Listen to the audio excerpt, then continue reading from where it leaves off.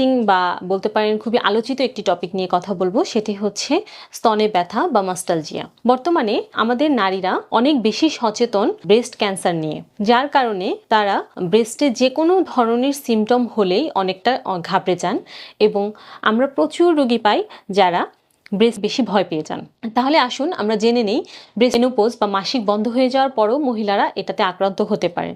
এই স্তনে ব্যথা দুই পাশে অথবা বা মাস্টালজিয়া এই রোগে আক্রান্ত হতে পারে। এই রোগে আক্রান্ত হলে পেশেন্টরা আমাদের কাছে যে কমপ্লেনগুলো নিয়ে আসে তার মধ্যে একটি অন্যতম কমপ্লেন হচ্ছে স্তন ভারী ভারী লাগা, বা মনে হয় যে তাদের কাছে মনে হয় যে একটি রগ ফুলে গেছে অথবা জ্বালা পোড়া করছে, এ ধরনের কমপ্লেন তারা নিয়ে আসে।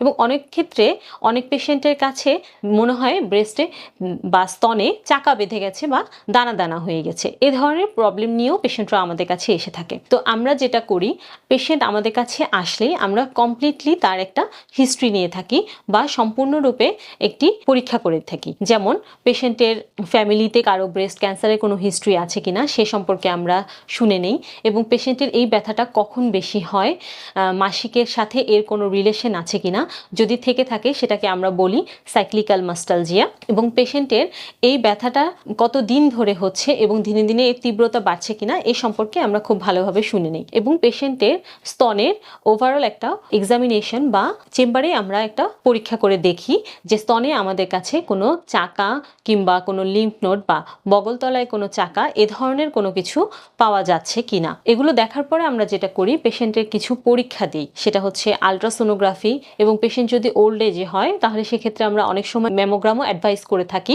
এবং কিছু হরমোনাল পরীক্ষা আমরা পেশেন্টের করে থাকি। বিশেষ করে পেশেন্টের যদি থাইরয়েড হরমোনের কোনো প্রবলেম থাকে, এর সাথে অনেক ক্ষেত্রেই দেখা যায় যে এই স্তনে ব্যথাটা রিলেটেড থাকে।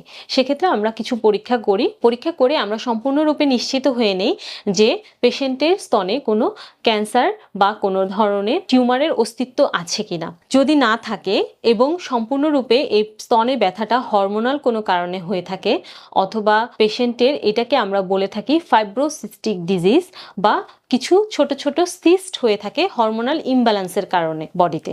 তো এই সিস্টগুলো সাধারণত দেখা যায় যদি খুব ছোট হয় তাহলে এগুলো কিছু মেডিসিনের মাধ্যমেই পেশেন্ট অনেকটাই উপসর্গ মুক্ত হতে পারে, এবং পেশেন্টের এই সিস্টগুলো অনেকাংশেই ছোট হয়ে যায় কিছু ওষুধপত্র ব্যবহারের মাধ্যমে, এবং কিছু নিয়ম কানুন আমরা পেশেন্টকে বলে দিই। এক্ষেত্রে পেশেন্টকে আমরা ব্যথার জন্য সিম্পল প্যারাসিটামল জাতীয় ওষুধ দিয়েই আমরা দেখা যায় যে ট্রিটমেন্ট করে থাকি, এবং পেশেন্টকে কিছু ভিটামিনস যেমন ভিটামিন ই অথবা হচ্ছে কিছু ওষুধ আছে যেমন ইভিনিং প্রিমরোজ অয়েল, এই ধরনের কিছু ওষুধ আমরা পেশেন্টকে দিয়ে থাকি, এবং এগুলো দিলে দেখা যায় যে পেশেন্টটা অনেকটাই সিমটোমেটিক্যালি ইমপ্রুভ করে। এসব ক্ষেত্রে পেশেন্টের কোনো অপারেশন লাগবে কিনা এই ধরনের কোশ্চেন অনেকেই আমাদেরকে করে থাকেন যে এই ধরনের পেশেন্টের ক্ষেত্রে অপারেশন লাগবে কিনা।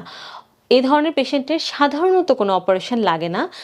অনেক সময় দেখা যায় যে বেশ বড় আকারের কোনো সিস্ট অথবা কোনো ইনফেকশন, কোনো চাকা হয়ে গেল, সেক্ষেত্রে অনেক সময় আমরা বায়োপসি করার উদ্দেশ্যে হোক অথবা পেশেন্টের টেনশন দূর করার জন্য হোক, কিংবা চাকাটা যদি এতই বড় হয় যে পেশেন্টের অনেক বেশি কষ্ট হচ্ছে, সেক্ষেত্রে আমরা অনেক সময় অপারেশন করে থাকি।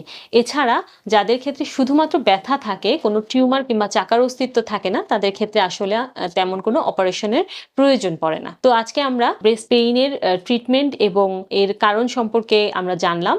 আজকের মতো আমরা এখানেই আলোচনা সমাপ্ত করছি।